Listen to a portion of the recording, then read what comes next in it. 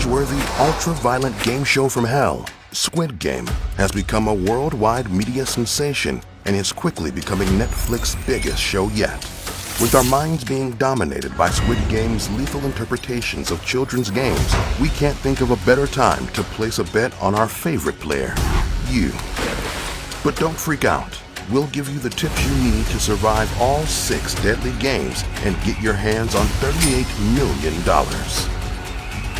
Here's how to survive Squid Game. For those who aren't already obsessing over Squid Game, here's the rundown on what you're getting yourself into.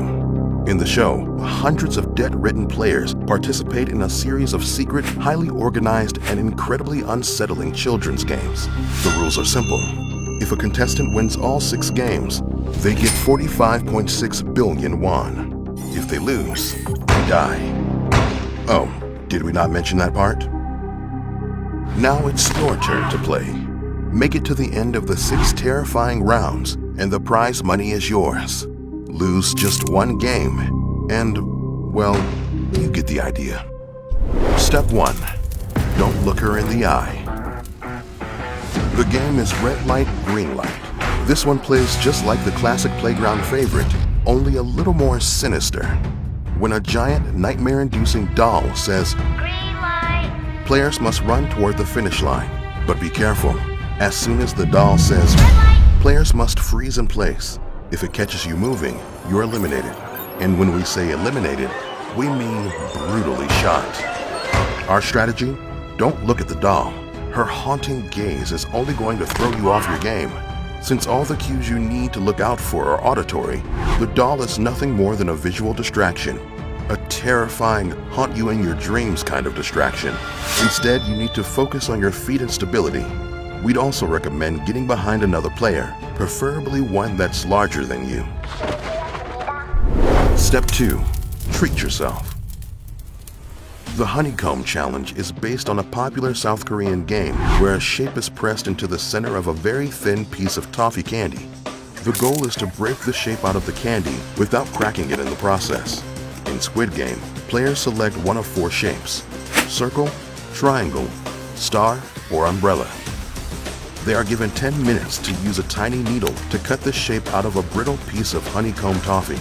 The catch is, you break it, you buy it. You know, in the sense that you bought the farm. I know it sounds crazy, but maybe it's time for a snack break. The candy is known to crack in a straight line. You could counteract this by licking the candy. As you continue to enjoy your life or death honey snack, your saliva will moisten the toffee, making it less fragile and easier to cut. Step 3. Use your noggin. Squid Game offers your classic tug-of-war match, only with one major difference: a death drop of 305 meters for the losing team. The secret to making sure your team doesn't go over the edge is brains over brawn. Start the challenge by positioning everyone on alternating sides of the rope while leaning back as far as possible. Position your heaviest team member at the back of the rope to anchor it, and everyone plants their feet facing forward. This will counter the pulling from the other platform. Essentially, you're holding fast while the other team is wearing themselves out, letting you go for the final pull to win the game. Step 4. Play dirty. In this fatal game of marbles, players partner up and are each given a pouch of 10. You have just 30 minutes to get your hands on all of your opponent's marbles. Now, unless you've got a secret passion for dominating the playground game scene, we'd recommend you play dirty. The rules of the game don't dictate specifically how to win, so your best option is to cheat, lie, and manipulate your way into making your opponent literally lose their marbles. Look, we know it's pretty low, but between 20 marbles or a bullet, guess which one we choose.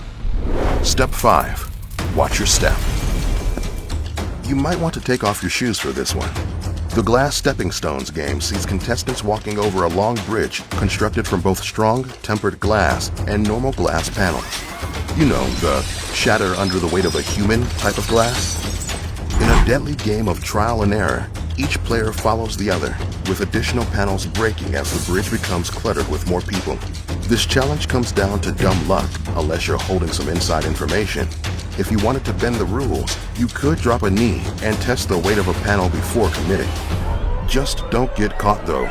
These guys are sticklers for the rules. Step 6. Keep your cool. Here it is, the final game. Squid Game is based on the Korean schoolyard contest between two teams attempting to take over the other's territory. You do that, you win. It's all about strategically thinking 2 steps ahead of your opponent while simultaneously outmaneuvering them.